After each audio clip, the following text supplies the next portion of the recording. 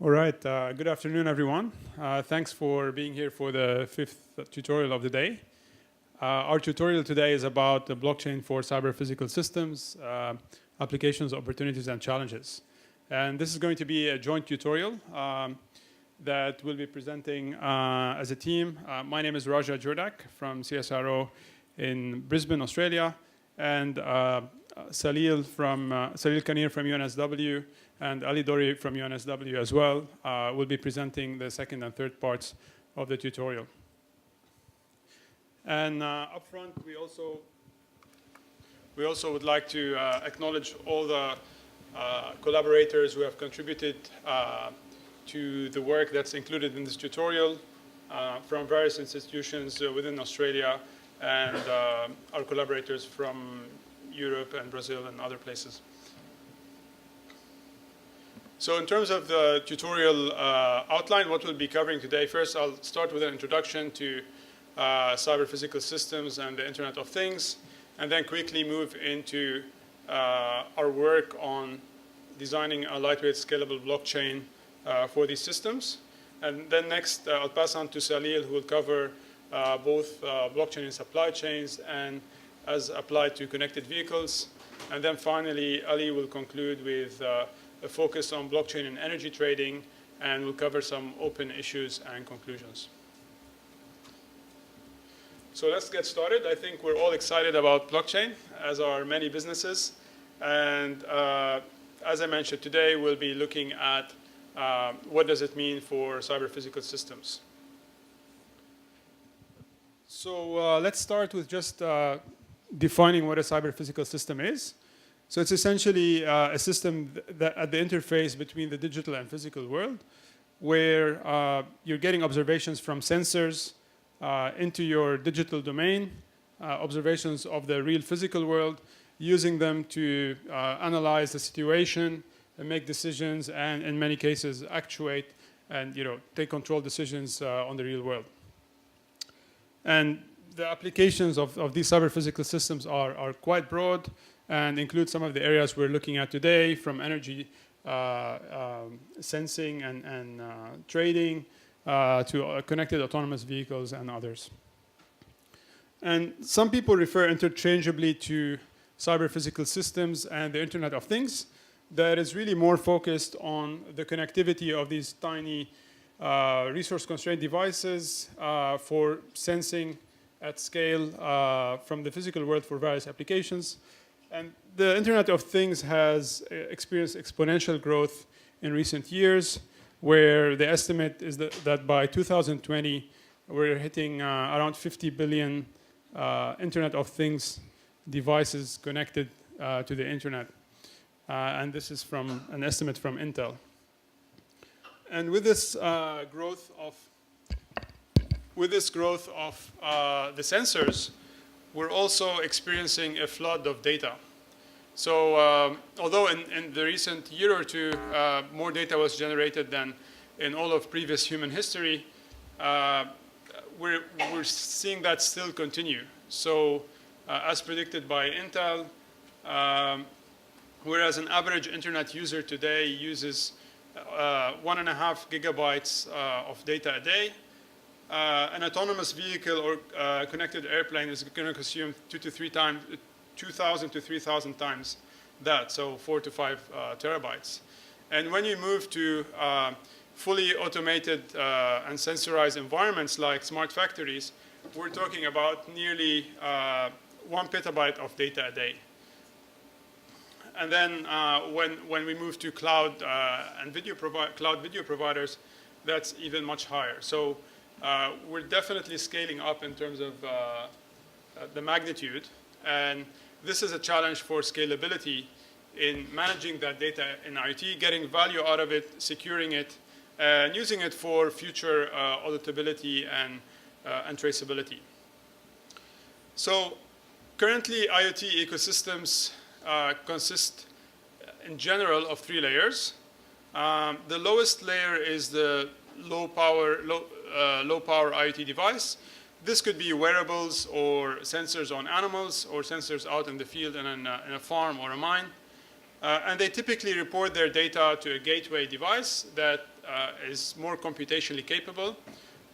Sometimes smartphones fit into that description, but also you may have embedded Linux machines that are used as gateways in order to bridge the communication pathway between the IoT devices and the cloud.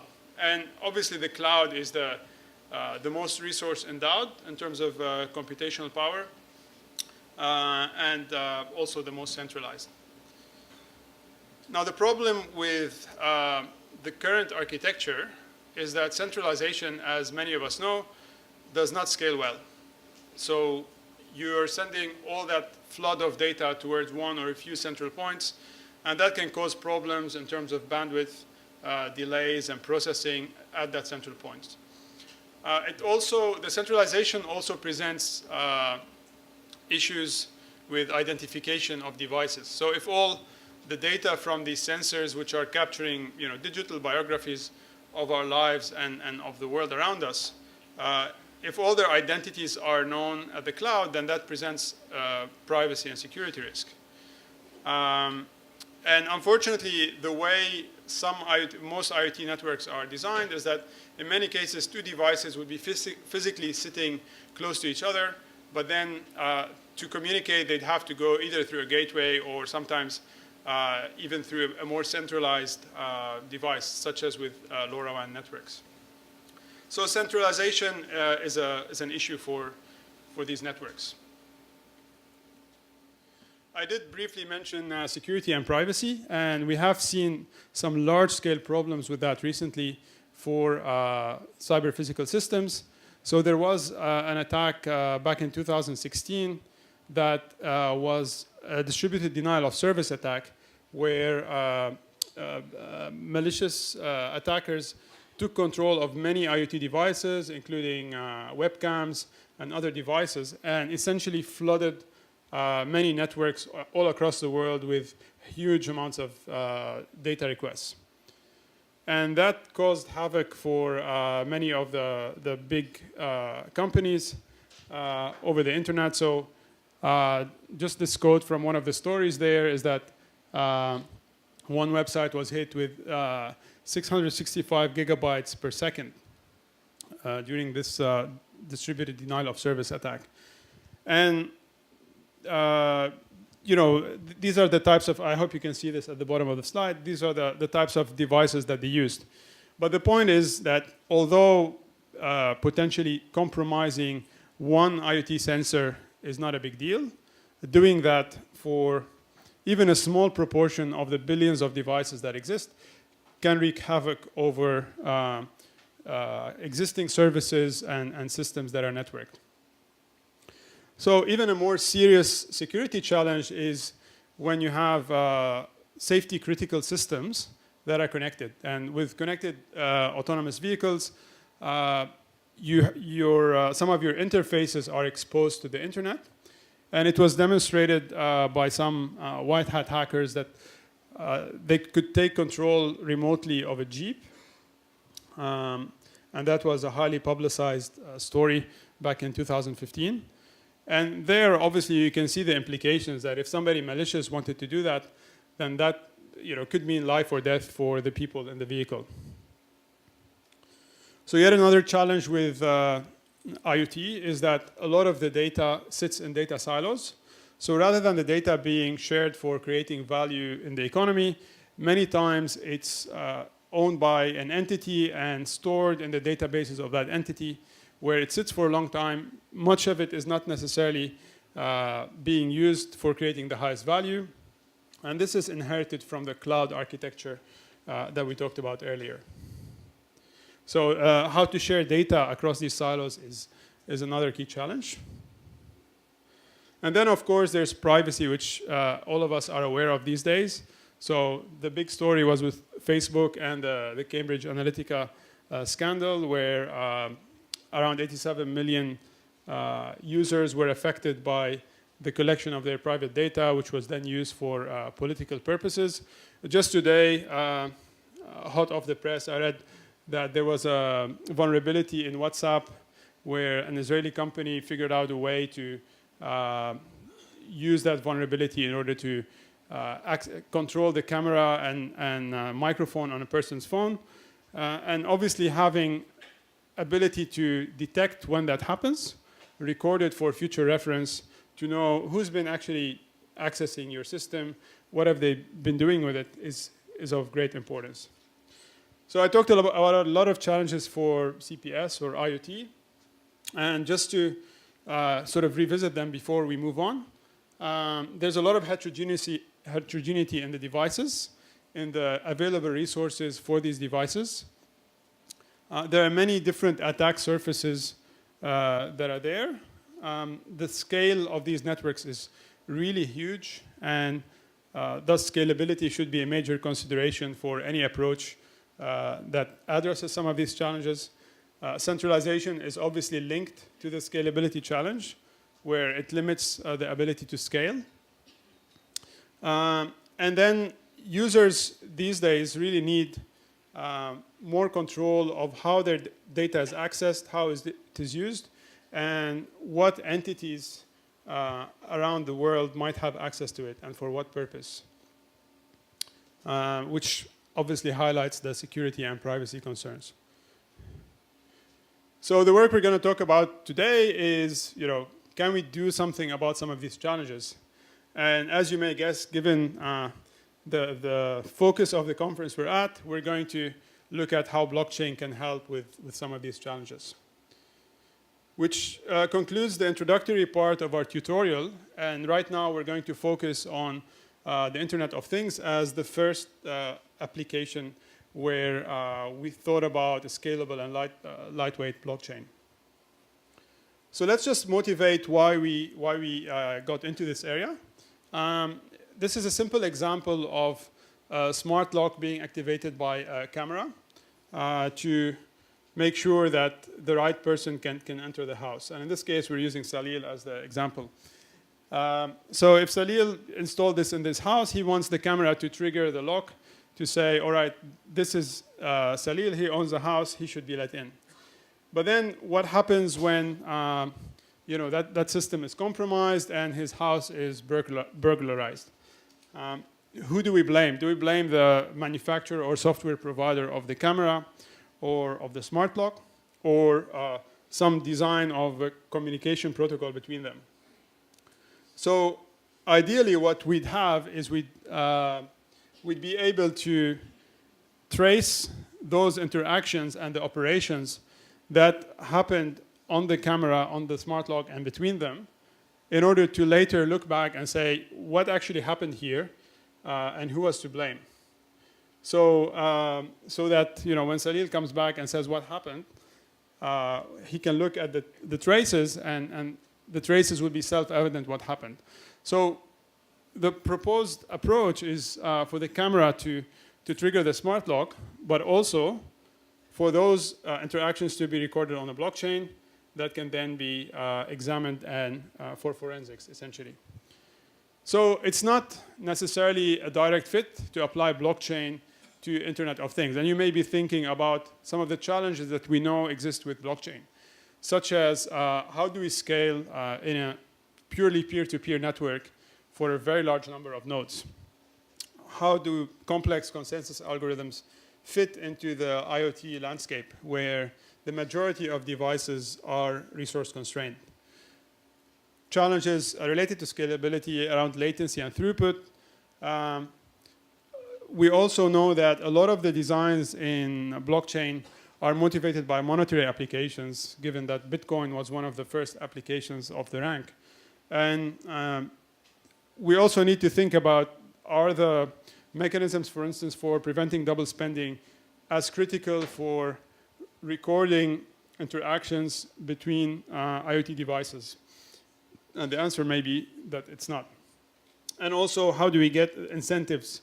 So how do we get owners of IoT devices and providers of services to adopt these sort of things? So thinking about these challenges, we proposed what we call lightweight scalable blockchain for IoT. And the idea there is that we have an overlay network that that sits. So it's a hierarchical structure. So rather than having the IoT devices that are resource constrained manage a blockchain, we have the next higher layer in IoT to manage the blockchain by providing an overlay. And in that overlay, we choose some of the nodes that are more computationally capable as cluster heads that have the responsibility of being validators of the blockchain.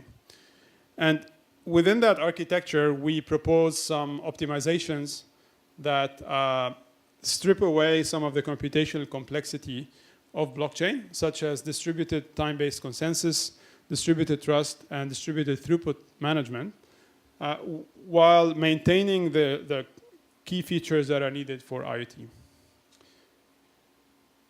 So let me just start with some of the basic concepts of this lightweight scalable blockchain, which are referred to as LSB from now on. So one question we get often is, what about latency? You don't want the lock, the smart lock in that example we saw before, to wait for a while until the transaction is committed, until it opens the door. And the way we handle that is that we separate the transaction and traffic and the data flow. So essentially the data and control plane. So the data flow can proceed as normal with the current setup. And in parallel, we record those transactions in the blockchain, which in some cases may take longer, but that doesn't hinder the operations that are using the data flow. And another design choice we made was that the IoT device data is stored off the chain. And this is a simple choice we made for scalability. So with the number of devices, the volume of data, you don't want to really store the data itself in the blockchain. You want to store traces that record that data was collected or how and to whom it was sent. And we defined the concept of an overlay block manager, which is essentially the validator that's sitting there in that middle tier in the network. And it's the group of entities that are responsible for managing the blockchain. So what they do is they generate, verify, and store transactions, and then they place them into blocks and also manage access control. So here's an overview of the LSB architecture. You have these star-shaped networks where the edges of the star are the IoT devices, and then the sort of center of that is the OBM that is managing the blockchain for that subset of devices, some of which might be computationally constrained, and others may not be, given that the devices have heterogeneous capabilities. And then the overlay nodes talk to each other, achieve consensus on the state of the blockchain, and essentially manage the blockchain for the rest of the network. So in the overlay network, which is the key part of LSB, each node is known by a public key. And we acknowledge that using one public key may limit anonymity because it allows linking. So there is the option of having a changeable public key. And as I mentioned before, we elect a cluster head to be responsible for multiple OBMs. And I'll talk about how we choose the number of nodes in a cluster or the number of cluster heads dynamically within this design. And then we support single signature and multi-signature transactions. And a transaction in LSB looks like this. So you have a transaction ID, a link to the previous transaction ID. And then for a multi-signature transaction, you have requester part and requestee part, and then a bunch of outputs that indicate that are providing some data from either the previous transaction for verifying or other relevant data. Now, in order to limit the spam accounts, so to limit nodes just creating fake identities and spamming the whole network. We essentially associate a cost in creating an identity, which is either by going through a certificate authority to get your PKI, your public and private key, or to spend some coin in cryptocurrency in order to establish your ID. So by sending that cost signal, we prevent the unlimited creation of identities. Now, obviously, there's a trade-off between cost and privacy there that we explored in a separate work, but I won't be talking about it too much today. And then OBMs verify the validity in either approach of the peer OBMs by looking at their keys. And they also verify the transactions. So the kinds of transactions that we defined in LSB are 4. One is a genesis transaction, which says this is a new IoT node, and here are its credentials. And there is a separate ledger for each node in this design, although, again, there could be variations on that. And then there are 3 transactions relating to data. So one of them is store, where the IoT device is proactively asking to store data either in local storage or cloud storage, and recording the fact that it stored the data in the blockchain. The other 2 are requested by a third party that wants to access data from the IoT device. And one of them is requesting access to stored data. Another one is, which is the access transaction. And the monitor transaction essentially asks for permission to continuously get real-time data updates from the IoT device. And just to emphasize again that these transactions are what's recorded in the blockchain. Now, they're not, the data flow is not dependent on these transactions completing. The data flow can proceed on optimal routes as already exists in current networks, whereas the transactions recording those interactions are what we're introducing here. Now, we introduced a distributed time-based consensus that is quite lightweight, and it's essentially the time-based block generation. So because we don't have risks of things like double spending, and because there's not a monetary dependence, one block is created every consensus period, and the OBMs have to wait for a random time. So it's kind of a back-off in order to generate a block. And whenever a new block is created, it's broadcast to all other OBMs. And we also allow OBMs to monitor other OBMs by, if they're always choosing a super short time, then their trust level is decreased over time. And non-compliant blocks are discarded after a while.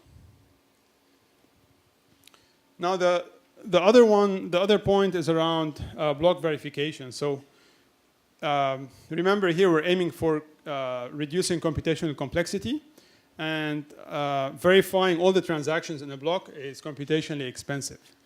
So the idea is to verify only a portion of the transactions in a block, and to base the size of that portion on how much do you trust the entity that's creating these transactions. So trust here depends on direct or indirect evidence that this validator or OBM has about its peers. So if it has direct evidence that this peer has been telling the truth in the recent past, it can start reducing the percentage of transactions that it's verifying from that peer. With indirect evidence, it can also do the same, but it does that less aggressively. And another mechanism we introduced is distributed throughput management. We all know that, for instance, with Bitcoin, we have a limitation on throughput to 7 transactions per second. This can be problematic for Internet of Things, again, because of scale and time-critical applications in some cases. So what we do in our approach is we allow each OBM to measure the utilization alpha based on a set of parameters that it has about the network, including n, which is the number of nodes in the overlay, r is the rate of transaction generation, the current consensus period, which is in the denominator we have the maximum number of transactions and the current number of cluster heads. Now, all the nodes do that independently, but because they all have the same view of the network, they get the same result. And we have 2 degrees of freedom here in adapting the configuration of the network in a distributed way in order to maintain alpha in a desirable region. One of them is by changing the consensus period, which increases, by increasing the consensus period, we increase the network utilization. And the other one is changing the number of OBMs. So if the network is overloaded, we can request the selection of new OBMs to increase M. So here's an idea of how the transactions flow in LSB. Here we have 3 different colors for the monitor, access, and store transaction. I'll quickly talk about the monitor and access together. So we have a requester, and the green is monitor, the red is access. So the requester asks the overlay network for access to a smart thermostat. The node that receives the request doesn't own or is not responsible for the smart thermostat. So that's then forwarded on in that network until we reach the OBM that is responsible for the thermostat, which forwards that request. And in the case of access, where the data is on local or cloud storage, the smart thermostat requests the data, and that's recorded in the blockchain. And also along the way, we had originally the sender signature here, and then once the data is provided from the local storage, after we check the access control, then the countersigned transaction is sent to the blockchain. And in the store transaction, it's a bit simpler because there the transaction is initiated by the smart thermostat, which essentially sends a request to the cloud storage to store its data, and then the cloud storage basically adds a transaction to be added to the blockchain, which is a multi-sign transaction between the thermostat and the cloud storage. So I'll quickly go through some simulations we did in NS3 for distributed trust. What you're seeing here is on the x-axis we have, so the simulation starts here where we start validating blocks, and we have an increasing number of validated blocks. This vertical axis shows the processing time, and here we have the percentage of transactions to be verified. The blue is LSB and the orange is baseline, so Bitcoin blockchain. And what we see is that as time goes on and we verify more blocks, with LSB we have a much smaller proportion number of blocks, and that's due to the smaller, continuously decreasing percentage of transactions to be verified as we start gaining more trust in our peers. And we also looked at, obviously, this distributed trust may have some risks as well, because when you're not verifying all transactions of your peers, then you may miss some malicious or fake transactions from a peer. So we looked at some worst case scenarios where a peer that's been telling the truth all the time suddenly inserts a fake transaction. And within our configuration, where we had 50 validators, and we could choose a certain number of them to be cluster heads in our case, out of the 50, we found that with 13 validators, we could, just by verifying a portion of the transactions, guarantee that we would detect any malicious transaction. And that's the comparison point here is Bitcoin blockchain, where it's using all the nodes in a fully peer-to-peer fashion as the validators.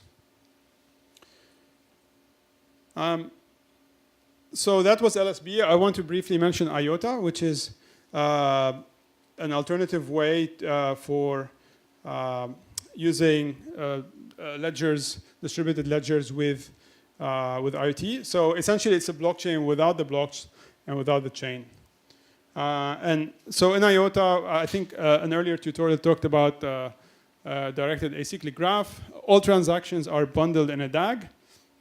And each new transaction must approve 2 previous transactions. It uses proof of work for preventing spam. And it doesn't involve any transaction fees. And it does also support offline transaction, where there might be a network partition in this structure called the tangle that's then added back once you go back online. So the other thing I wanted to talk to you about before I pass on to Salil, and I'll try to go through these slides relatively quickly, is around immutability of the blockchain. So many of us see that as a really strong advantage because it provides security, auditability. It can prevent double spending, as you know, people cannot deny what has been already placed on the blockchain.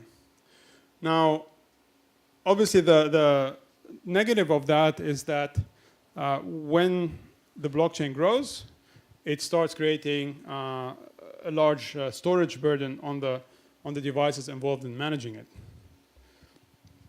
And also, there are other risks that are involved. So there are significant privacy risks involved with perpetually storing the data of an IoT user, particularly as the IoT data might be tracking the user's activities or related to the user's identity.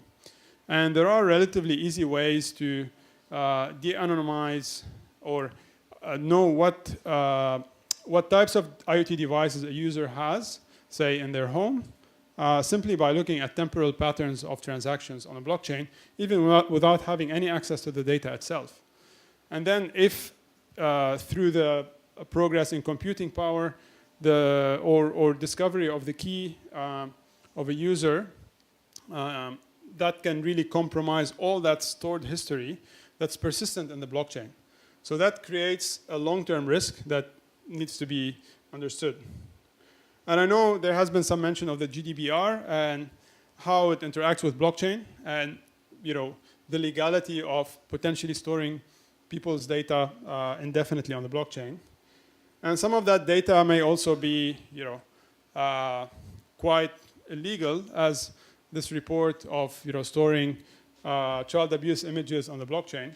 Now, do you blame the servers that are storing the blockchain for that and make them liable under GDPR? So that's an interesting question to think about.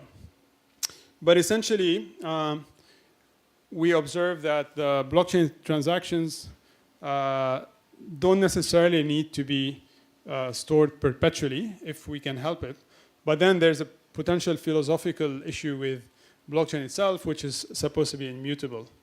And so we did some thinking around that and wrote an opinion article around protecting the right to be forgotten in the age of blockchain. And on to support that, we proposed a blockchain called MOFBC that where you can remove the transactions, but not necessarily remove the traces of those transactions. So that if in the future you need to refer back to them and you've stored them on an offline copy, you can verify whether that copy has been changed or not through the hashes that are stored on the blockchain. However, the server storing the blockchain wouldn't have access to your transactions. And the way MOFBC works is we thought about it as a layer that works with any existing blockchain, so it's not specific to any particular blockchain implementation.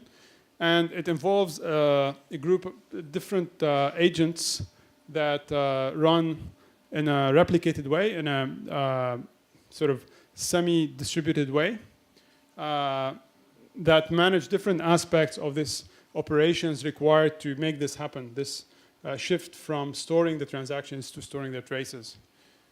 And the way we do it is so this is a Merkle tree that was presented earlier in the tutorials. This is the way currently conventional blockchains store the hash of the concatenated transactions for a block. And in our approach, we store the hash of the concatenated transaction IDs into the block so that those traces remain there, but the transactions can potentially be removed. And we introduced 4 different memory optimization modes. One is temporary, where you can set a deadline for removing the transactions from the blockchain, again, while keeping the consistency. Another one is summarizable, where you can combine multiple related transactions that have interrelated inputs and outputs into a summarized transaction that essentially eliminates the internal inputs and outputs within that group of transactions, but maintains the external ones. And then another one is around aging, where data becomes less useful over time. And you can recognize that by compressing data as it gets older and creating new transactions that are redirected from the original transactions in the blockchain. And finally, there's a permanent mode where it's exactly like existing blockchains, where once you store something, you just keep it there forever. Now, we realized also that you needed to create incentives for people to remove transactions. And we thought about the idea of introducing a storage fee, which is based on the size of a transaction. So that each node that stores a blockchain is paid depending on the storage space allocated to the blockchain and the time that it stores the blockchain. So it's essentially a proportional share of that total fee that's paid by the entities placing the content. And this can motivate users to remove their transactions by offering rewards. And the way we remove transactions is in batch, so that we don't have that processing load very frequently, but only occasionally. So I have 2 slides left before I pass on to Salil. We did some performance evaluation on the storage size, the transaction fees, and the processing. So this figure here shows in orange the transaction fee for permanent, temporary, and summarizable, and in blue the blockchain size. We see that the permanent has the highest fee and size, as is expected. But there's an interesting interplay for temporary and summarizable, where temporary has the lowest size, but it also still incurs some fees, because for the duration that you keep the transactions on the blockchain, whereas summarizable can actually offset some of the storage cost by getting those incentives that you get when you remove some of the transactions. In terms of processing, summarizable costs a lot more, because you have to figure out what transactions you can combine and how to eliminate those internal inputs and outputs. And just focusing a bit more on the temporary versus summarizable. So we looked at processing costs and converted that into what would it cost energy-wise, given current market energy prices, and then converted the energy into dollar figures. And so we looked at the benefit to cost ratio of temporary versus summarizable under some assumptions about those the energy to dollar figures that were current at the time of the study, and found that you get much higher benefit to cost ratio with the temporary than summarizable. So I know this has been quick, but the details are in the papers, and I don't want to take any more of Salil's time, so I'll pass on to him. Thanks.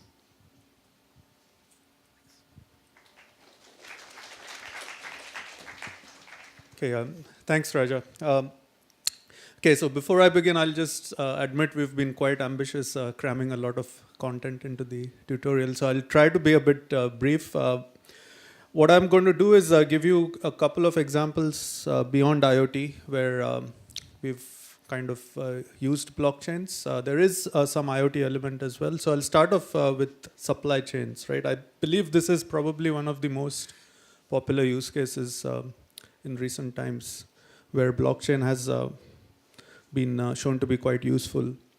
So just to motivate, there's been a few scandals happening, particularly with the food supply chain, which we use as an example. So there was this scandal about horse meat being found in some burgers in the UK. More recently, there was an epidemic, salmonella epidemic, which was caused due to some contamination in some papayas grown in Mexico. And very recently, I don't know how much news this made here in Korea, but in Australia, we had some needles hidden in strawberries. Okay. And it took a lot of time to investigate who were the culprits in this particular case, of course, and then even with the previous scandals and outbreaks, it just took a lot of time to figure out what went wrong where, right? More recently, there's also this whole movement of knowing where your food comes from, right? I'm sure all of you are quite curious to know, for example, where your fish came from and so on and so forth. So I think all this sort of makes a strong use case for using blockchains. So if you look at any supply chain, again, of course, I'll use food as an example, but really the concepts are quite generic here, right? So a typical supply chain could be abstracted like this picture, right? So you have your raw materials being sourced by some suppliers who then trade them over to a manufacturer. This is where the product is kind of put together. If you're talking of something that requires assembly, like say a cake or a chocolate or whatever, right? And then it gets handed over to the distributors who put it on the retailer's shelf. And then down here is where we are, where we buy the product, right? So it's a fairly complex system, as you might expect. And if you look at the current state of the art, I mean, there is, we admit there is some notion of including some traceability, but a lot of these organizations sort of work on their own, right? So you have this siloing of data that happens. A lot of the processes are centralized, and there's often chances of data being wrongly written. And there's a big problem of counterfeiting, particularly in countries like China and India, where you can find a lot of counterfeit products, particularly being mislabeled as coming from some known overseas brands. And last but not least, of course, the access to the consumer is fairly limited, right? There's not much you can do beyond trusting what's printed on the label, and how do you know that's been actually verified, right? So how can blockchains help? Again, it's kind of a very good use case, right? So you have the origin of the raw materials that can be actually recorded on the blockchain. All the physical handovers, right? So whenever you have a product move from, say, one entity to the other, this handover can actually be recorded directly on the blockchain. So you have a record of that, which is, again, as we all know, it's immutable. It remains there forever. You have the potential of integrating IoT sensor data streams, and a lot of sort of attempts at using blockchain for supply chains have also explored this idea, right? Where you could use the IoT data streams as a sort of additional source of information, just sort of verifying whatever data is being actually written into the blockchain. And you could also run some sort of analysis. Essentially, there's various standards, essentially, in various countries that look at all this data and then verify whether the supply chain is functioning as expected, right? So there's this HAACP, as you see here. So this could actually be programmed as a smart contract, right? And you could pull all this data coming in from these various sources and then verify that these conditions are actually being met. And of course, us consumers can now also access the product story, right? So in the future, maybe when you buy products off the shelf, you could just scan the QR code or whatever, some label on the product, and you get this very nice picture showing you the origin of where the product came from and how it was transported, particularly if it's something that's sensitive to things like temperature and so on and so forth. And in cases of some problems, like say, an outbreak, or if something went wrong and there was counterfeiting, you could also use the data on the ledger to essentially sort of investigate and find out the problems. Now, of course, again, as with the previous IoT themes, right, you can't just take a Bitcoin blockchain and put it in here. You need to sort of adapt this to the particular context. And perhaps a public blockchain may not actually be suitable. And again, others who have looked at this have also sort of proposed the idea of having a permissioned blockchain, right, where you have a bit more control over who can actually write data and read data in the blockchain. So you need to be careful about the permissions. The scalability is, of course, an issue that's a very standard issue with blockchains. And then how do we give access to the consumers? So we've actually been plugging at this for a while with one of our students. And we had this paper published last year, which talks of this framework called a product chain, right? So we've designed this as a permissioned blockchain. We've gone for a consortium model because in these complex supply chains, you really don't want to give control of the blockchain to just one entity. So we have this governing body that sort of defines the rules and the access rights.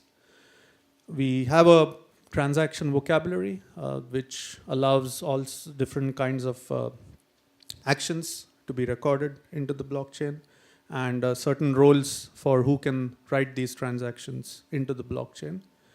And to address the issue of scale, we kind of use the standard idea of sharding. So again, I'll only give you a very brief flavor of this just for the sake of time. You can look at our paper or just talk to us if you need a few more details. So the consortium is sort of made up like you see in this picture. So you might have some government associations, say like the Australian Consumer, and I forget what, I keep forgetting this ACC, but anyway, that's the consumer body, essentially, from the Australian government. There's the food safety body for Australia and New Zealand. And then you might have the blockchain technology vendor, right, who's actually building the solution, who can form the governing body and who decide the various access rules and rights. And then you have all the participating members, which are essentially the supply chain entities who can write data into the blockchain. And down here we have your consumer who can read data from the blockchain. And so this is all very tightly controlled through the access control lists. Now there's a known issue with permissioned blockchains that they don't really scale well. And if you're talking of a supply chain blockchain, you might have that become an issue. So we propose to use sharding as, for example, Ethereum is also talking of this, right, where you could have sort of multiple side chains. And the good thing with supply chains is a lot of them scan the entire globe, right? You might have products being shipped from one part of the world to the other part of the world. So you could kind of imagine the shards to be sort of structured based on, say, countries or regions of the world. So that very nicely lends to the geographical distribution of these supply chains. So that's what we propose here. And then access is very important because there's also issues here of you don't want, I mean, if you're a supplier, right, you don't want necessarily everything that you do to be open, right, because there's competition happening. So you have to be careful about who gets access to what. So all of that can be controlled through an access control list that's encoded and that's programmed through the governing body.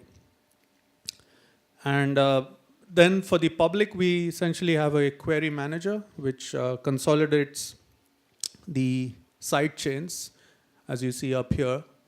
And this essentially serves like a blockchain explorer, which can then go and pull out the complete product chain. So essentially for a single product, you expect a bunch of transactions recording right from where the product was grown, how it was handled, right to the retailer's shelves, right? And these, depending on how the blockchain is structured, and depending on where the supply chain entities are, you might have these product chains actually span these multiple side chains. So the query engine at the top needs to sort of pull all these transactions out and create this very nice product ledger that you can see.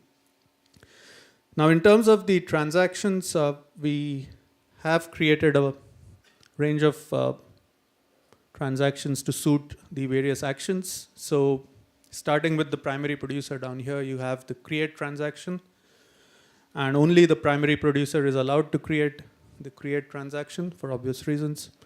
And then for all the other trades, you kind of have a generic transfer transaction, right? So as the goods are transferred from the primary producer to the supplier, from the supplier to the manufacturer, to the logistics and to the retailer. So each of this is sort of recorded as a transfer.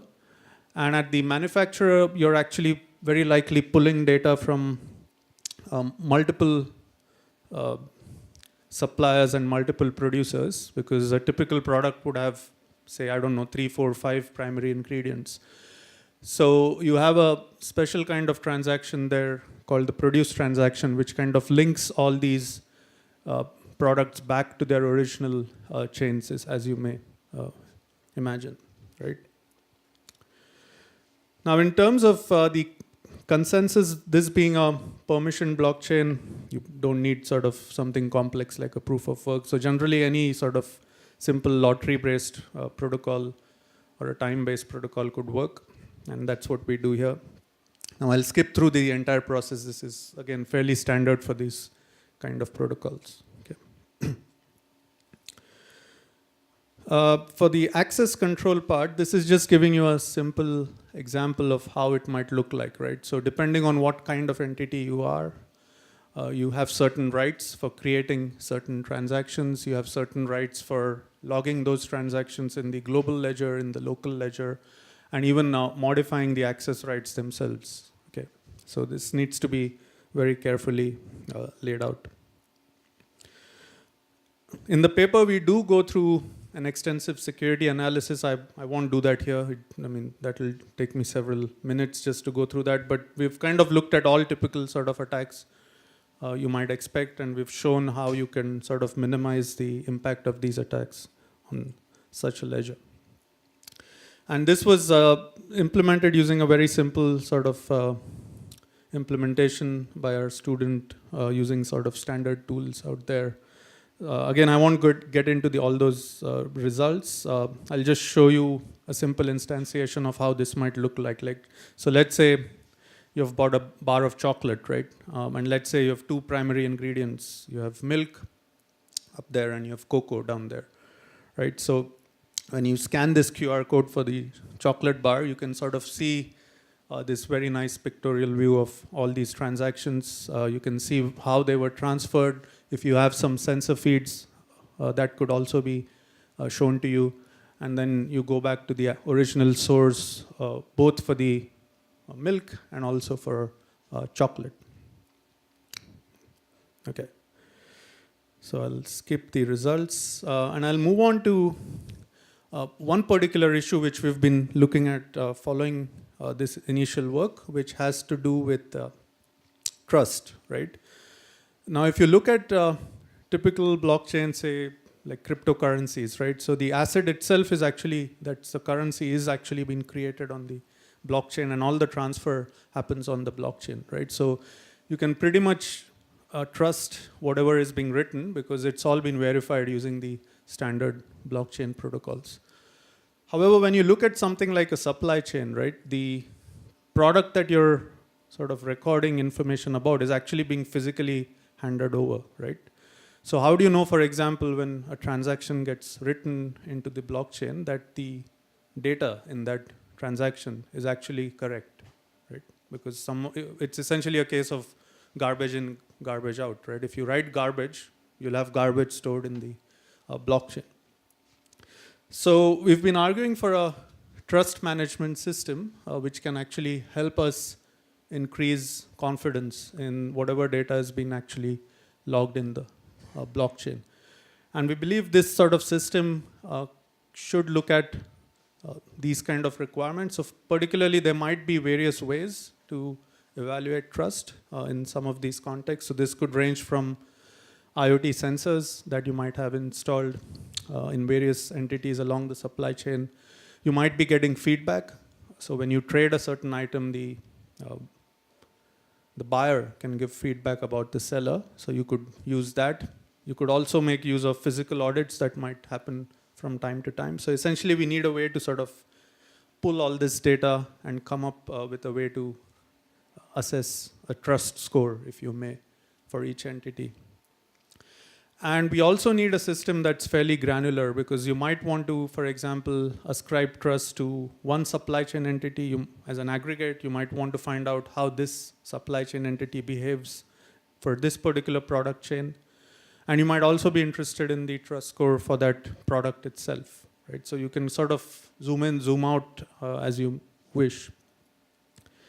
And of course, all of this should be automated, including the computation of the reputation or the trust score, any rewards you might ascribe, any penalties you might ascribe for bad behavior, and so on and so forth. And finally, all of this should require minimal overhead. So that's been the follow-on work, where we have proposed a follow-on framework called Trust Chain, which can integrate with any typical sort of supply chain blockchain. And this has, it follows sort of a layered approach, right? So you have down here essentially all the data coming in, say from the sensors, from the trade events, from the regulators. So that forms your data, which is essentially the transactions.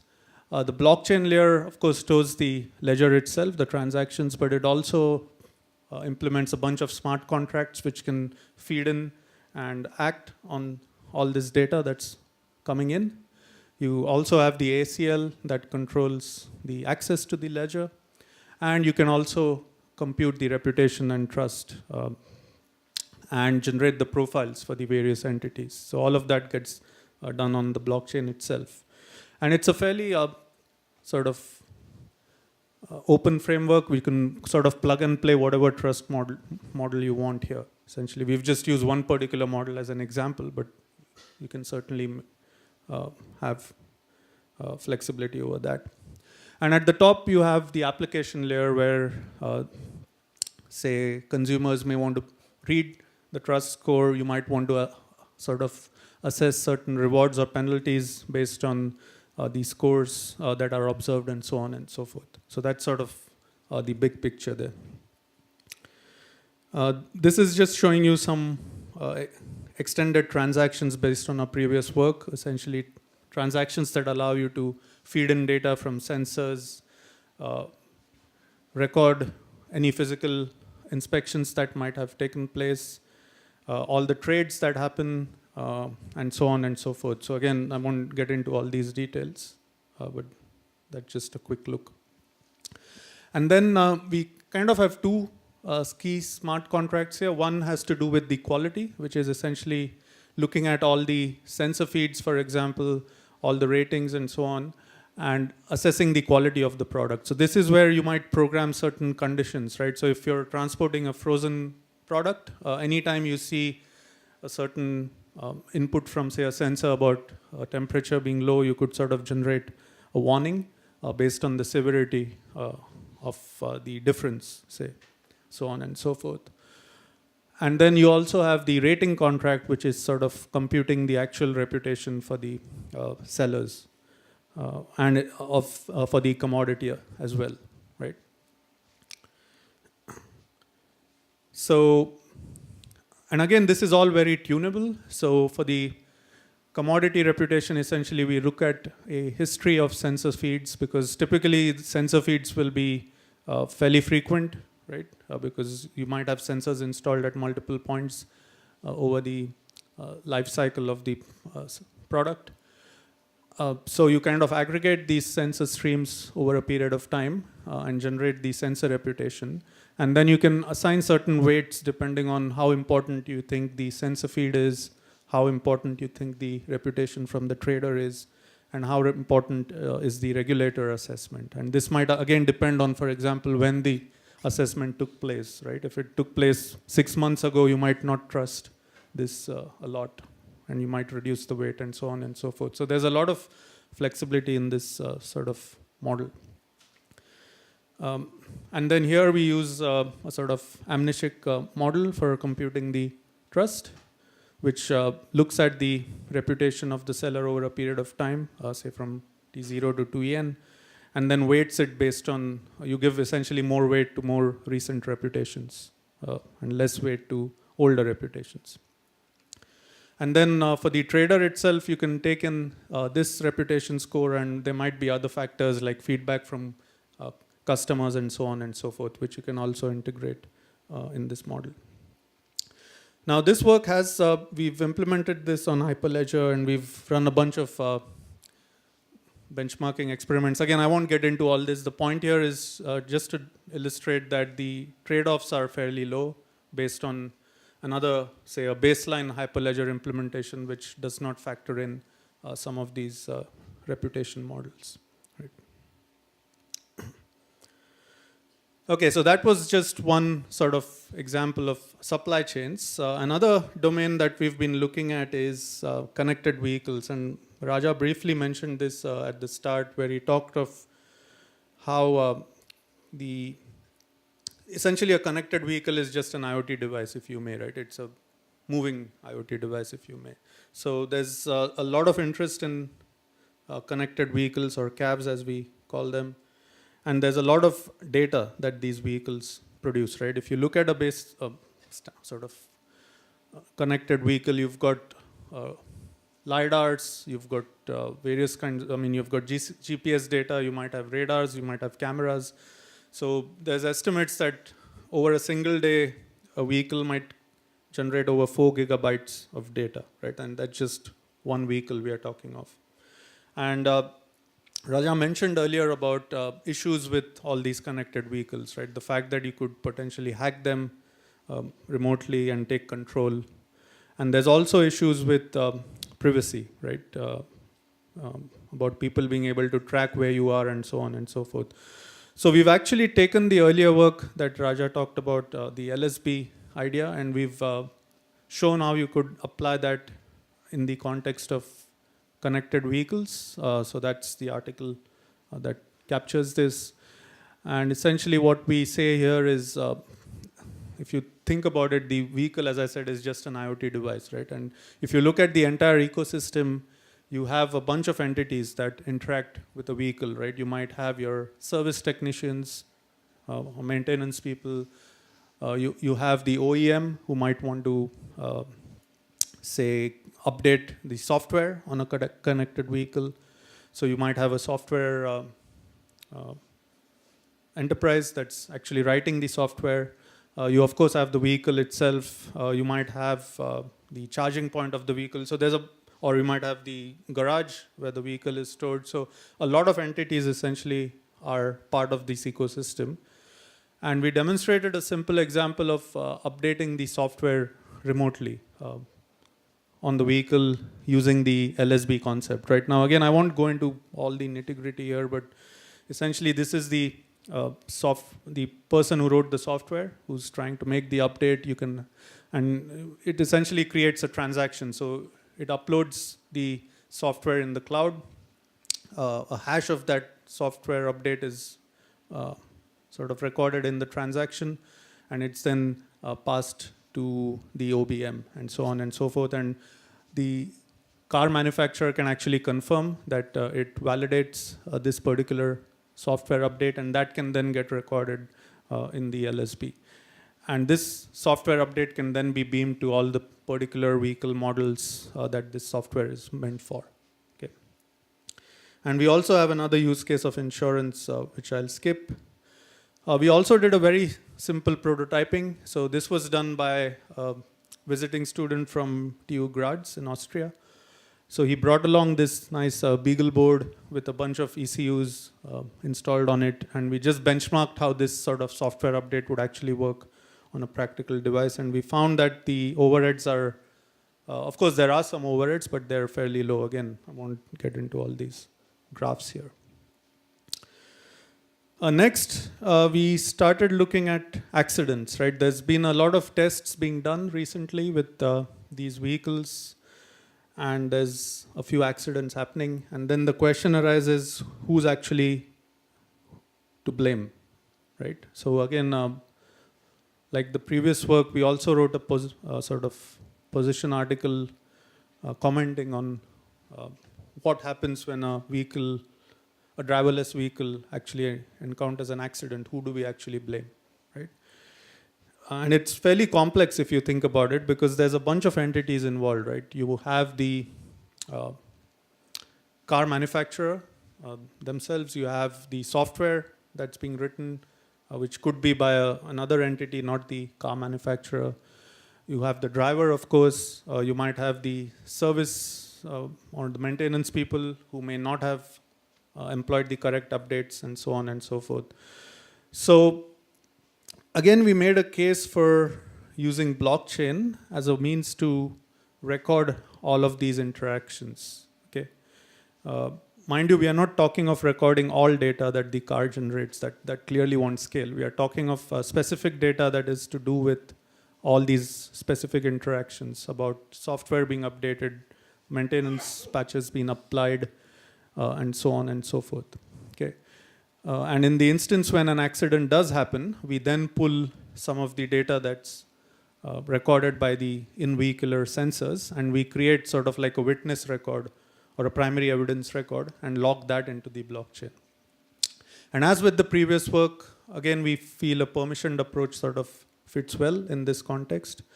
And here we've kind of taken an approach where we break this down into two partitions. So an operational partition sort of keeps track of all the interactions and records them into the blockchain. And then we have a decision partition where some of the, this is where the actual decisions are recorded, right? So once an accident happens at a later point in time, say the police or the insurance company might want to start looking at the evidence and do the actual investigation. So that all takes place in the decision partition. Yeah. Let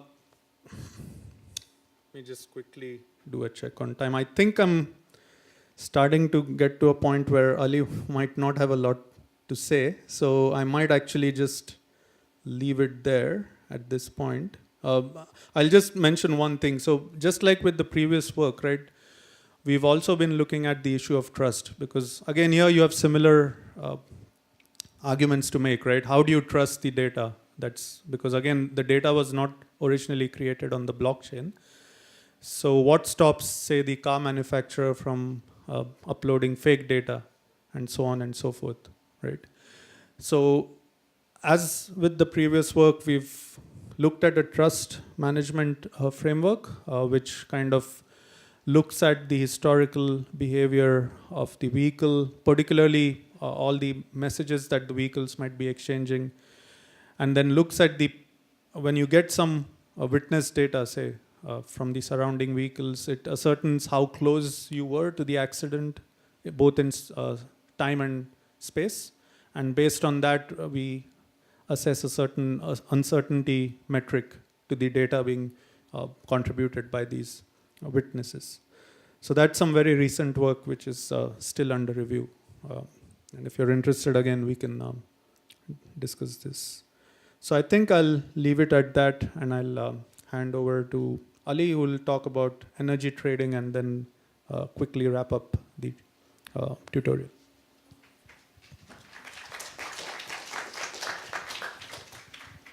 Yeah, thanks, Salil. Thanks. So, in this last part of the last tutorial today, I'm going to talk about energy trading and how we can use blockchain to sort of build a secure infrastructure for energy trading. So as you know, nowadays the renewable sources of energy are getting more and more popular, and we have more of these sources. Even the people install like the solar panels in the homes so that they can even sell the energy that they are generating and producing that they don't need to other people. So the current energy trading frameworks are sort of centralized solutions where the energy producer, that can be anyone with a, say, solar panel, they will sell the energy to an energy company, and then the energy company will actually sell this energy to other customers who are interested in buying the energy. So this makes the energy company in center of everything, so they can control the price. They can also, the energy company would be able to monitor all the interactions, all the profits that the users are getting, and then all the energy consumption patterns of the users, which raises the privacy challenges and centralization in the conventional methods. So we can propose a solution for peer-to-peer energy trading, but the challenge here is that, I mean, of course, the users can, without relying on any energy company, they can trade the energy, but how can they build the trust, which is where the blockchain comes into play. So we have existing works that worked on the blockchain for energy trading, where you can, as you can see, all the participants join the blockchain network, and then they can find, so the energy producer will announce the energy it has and the price in the blockchain, and then the company or the other customers will sort of query that and then agree on the price, buy the energy which was transferred to the customers. But there are also some challenges with the existing works. So the first is that most of the existing works rely on a sort of trusted third party, which this third party can be, again, an energy company or a bank for trading this money between these two, or any authorized person who makes sure that the both sides of communications or both sides of the trade fulfill their commitments. That means if a producer is receiving the money, it will actually send the energy to the user or to the customer. So then they are relying to this trusted third party, which again, this trusted third party will suffer from centralization. And again, they would be able to build a virtual profile of the users and gain all the information about their energy patterns. So which will again raise the privacy issues. Of course, in blockchain, we are using public keys for anonymity, but as you know that this anonymity can be linked and the transactions can be linked together and then compromise the privacy of a user. The other challenge is with the blockchain overheads. So assume that the user, producer, and the customer are going to negotiate over an energy price, right?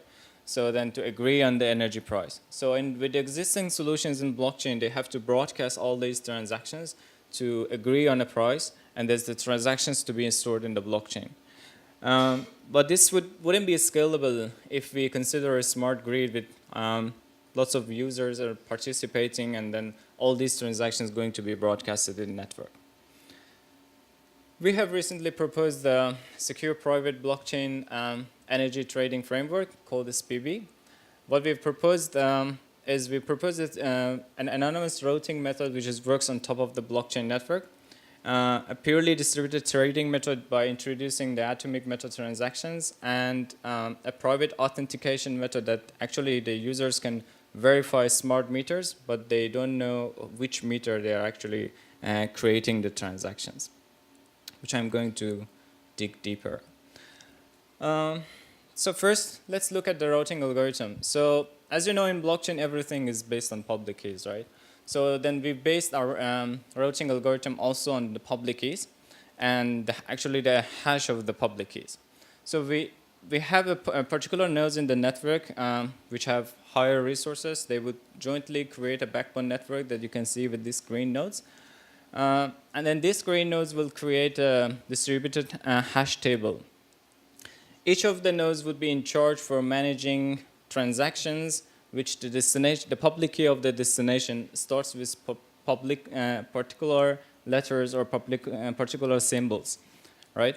So for instance, node 1 here is responsible for all the transactions that the destination public key starts with 0 to 9, right?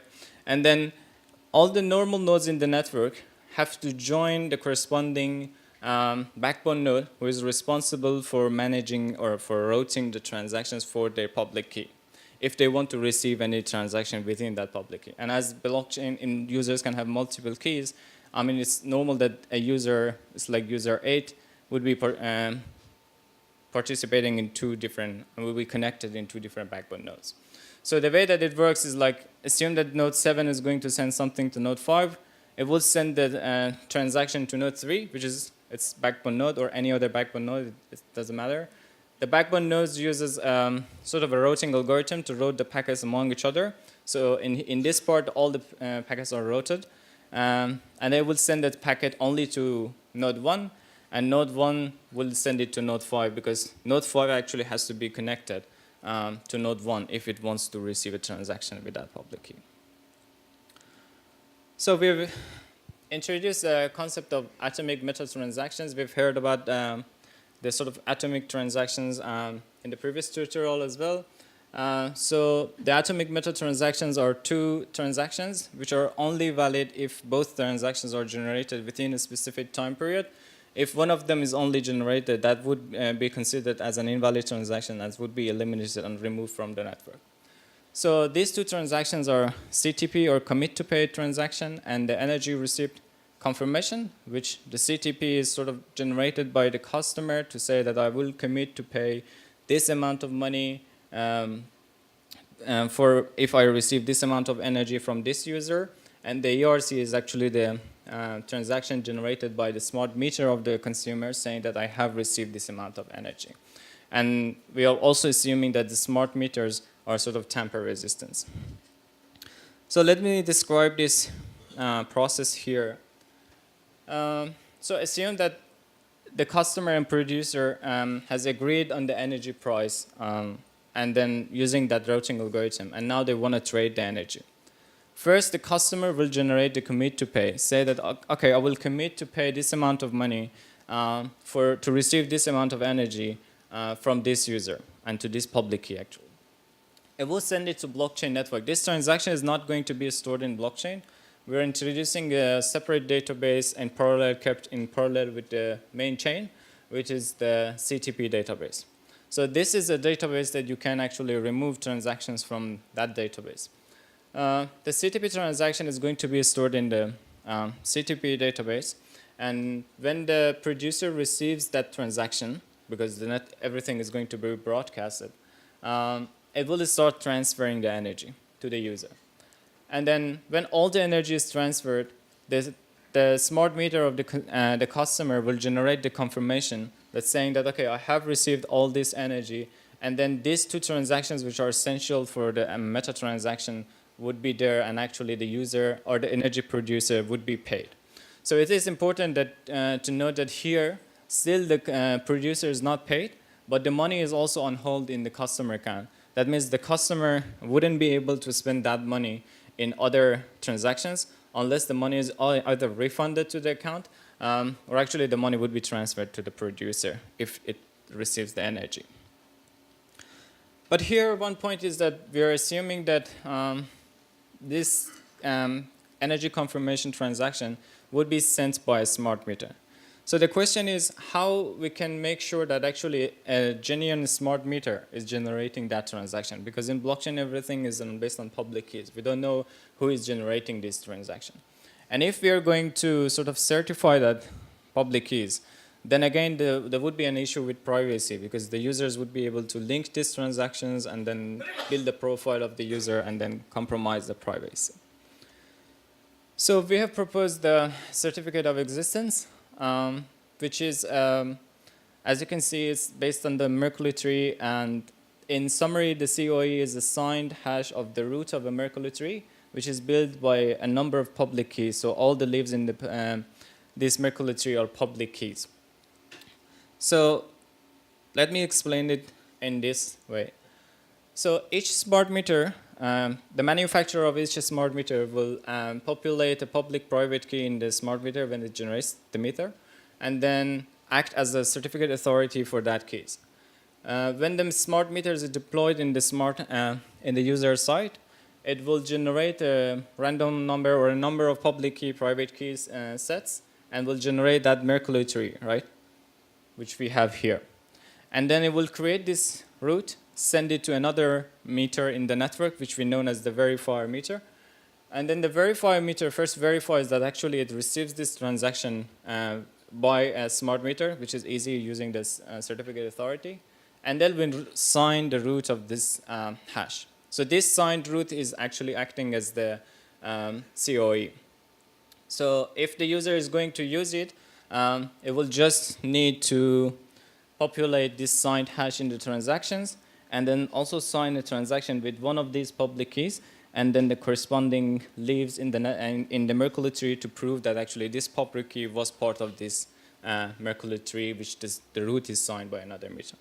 So because there is no relationship between the user or the verifier meter and the actual smart meter who is using this, we are breaking these links. So we're ensuring that actually there is a level of anonymity here, which protects the user privacy. But a challenge is that depending on how many keys the user is using here, the linking attack would be more difficult. So the more keys you have, the more difficult it would be.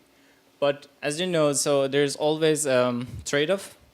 So as this study here shows, of course you can have more public keys and then eventually have less chance of linking, but eventually you will there will be more cost for you to create those transactions and to create all those accounts. So there is a trade-off between cost and the privacy or the anonymity level that the user wants to achieve.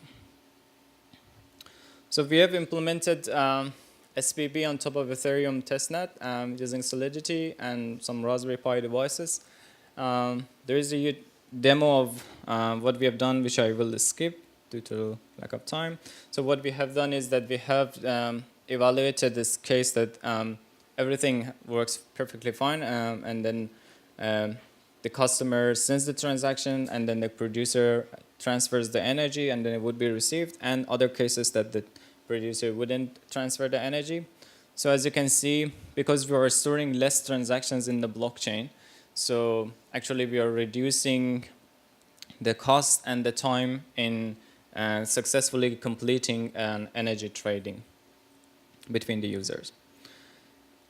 So as the future directions of work, we're going to evaluate this work in a more extensive way, so with more details, and also is applying it at smart grids, virtual power plants, and microgrids. Okay, so after discussing all these issues, all these applications in blockchain and IoT, we've got some issues that can be used as the future works. One is the IoT marketplace. So in IoT marketplace, of course, the IoT devices nowadays can sell their data. They can, it's like the smart fridge can buy things. So how you're going to manage all this data, how you're going to manage this IoT marketplace. I mean, of course, there are centralized IoT marketplaces where everything is going to be listed in an IoT marketplace, and then the customers will query that, and then they will achieve the agreement and then produce using that central authority. But there are also works done in the blockchain that addresses that centralization challenge and all those challenges. In the existing solutions, normally blockchain is used as a sort of log file that only this list of data are logged in the blockchain or can be queried in the blockchain, and then the off-chain real-time data trading will happen, which would be not stored in the blockchain. So there are specific requirements for IoT devices, which we have the different types of devices, scalability. The devices have limited resources and different types of even the data and the formats of the data. So we have done some works in decentralized marketplace, which the results has been published in this paper. As you can see, the design has 3 tiers in the providers, the brokers, the customers. So again, there would be a broker there that manages the list of and the queries, and the actual data trading is going to be happen using a smart contract, and then using the blockchain platforms. So centralization of power is a challenge. Of course, the first aim of Bitcoin was to remove the banks from controlling everything, but now the participants will actually have more mining power, like particularly the mining pools will again gain more mining power, and it might again lead to sort of a level of centralization and be getting closer to centralization again. So there are vulnerabilities with the blockchain itself, the protocols, the wallet softwares, like the Ethereum smart contracts, there was some vulnerabilities, and all these security vulnerabilities that should be considered with the blockchain itself. We have about the blockchain performance and how we can evaluate that. In this work, it's they have mentioned some different tiers that you can study the blockchain performance in application layer, execution edge, and data model and consensus. You can have different consensus algorithms applied based on the application, and they can study all these. The other challenge is that actually how we're going to connect these many blockchains that we have, right? So similar to cryptocurrencies and other applications, also we have many blockchain systems that proposed, but how we can make them talking to each other, and then so creating a bigger platform that actually the users can benefit more instead of registering for each and different blockchains. They all can talk to each other. There are some works have been done in this area, which I think in the previous tutorial they were also talking about interledger protocol, which I wouldn't dig any more into that. And then in conclusion of today's tutorial, of course there are some potentials in blockchain for the next generation of technology and decentralized technology. There are many open problems to be discovered, like the mathematical modeling of blockchains, ways to improve the scalability and performance, particularly for larger scale networks like the IoT. New architectures which are optimized based on the applications and based on the requirements of the users in the applications. And of course the applications, maybe smart contracts which are getting smarter using machine learning algorithms, and even machine learning applications for blockchain itself. The research opportunities in blockchain in security, distributed systems, software engineering, database, and all these, which I will skip as we have discussed. Okay, so that's it, and thanks for your attention.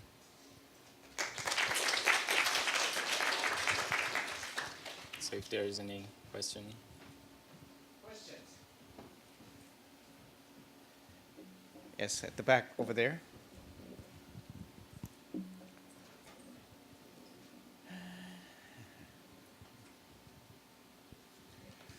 Hi, Isaac Sheff, Cornell.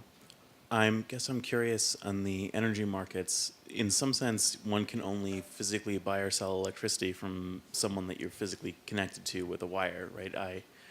My house can buy or sell electricity from the wire that runs along my street, and it can buy or sell electricity from whatever neighborhood level system it connects to. Is there an issue with trying to provide any kind of anonymity when the physical distribution system requires local connection and actually tracking each joule that passes through it? So this would be basically making sure that you couldn't track the users in the distribution or transferring level, right? Yep. So I think with the existing solutions, is basically the energy has been injected to the main grid and to the main infrastructure, right? And then you're receiving the energy using the main infrastructure that you have, so that you don't have any separate infrastructure that someone can track that. And it's like it's not like saying that this person has injected this energy and then I will receive exactly that. It's basically saying that it's like energy coin. It's like they're transferring energy to a particular sort of asset and a coin, and then you buy that coin. So that means the energy has been injected to the grid, and then you receive the energy from the grid based on all the readings which are done in the smart meters. But I guess the problems with that are twofold. The first is that a joule entered into the grid is not the same as a joule extracted, because there's transmission loss depending upon the distance and the wires it passes through. And the second is that you have to trust the infrastructure to route things appropriately or to route things equitably. Yeah, I guess that's valid point. I mean, with the losing electricity as the time, with having more distance, that's the case, which I think most of the energy trading happens in the same city in our small areas, or say not even broader than a country. But yeah, that's still a point, and that's an issue with trusting the infrastructure, which I haven't seen still people getting deeper into that level. Thank you. I think it's a very interesting question because particularly the interest of the infrastructure owners not necessarily align with the interest of the peer-to-peer traders. And so for future infrastructure and whether in a hybrid transitional phase, how much it can work beyond the local level versus looking at future infrastructure which may support better peer-to-peer trading with less control of the infrastructure providers. Yeah, just a comment further to that, it's not actually only local. The UNSW actually has a contract to buy all of its electricity from a solar farm which is located about 500 miles away. So it's all sort of set up with contracts that then sort of manage the feed in and feed out and sort of risks and sort of losses across the network is all worked into the contract. Based on your experience with the supply chain, can you elaborate more on the particular pain points which the supply chain has where blockchain kind of fits very well? Yeah, I mean, I guess some of the work with the integration of IoT, I think that's something that still needs a bit of consideration. I mean, even with IoT, right, you're only going to get one particular viewpoint. You may not still be able to say for 100% that you're actually trusting the data.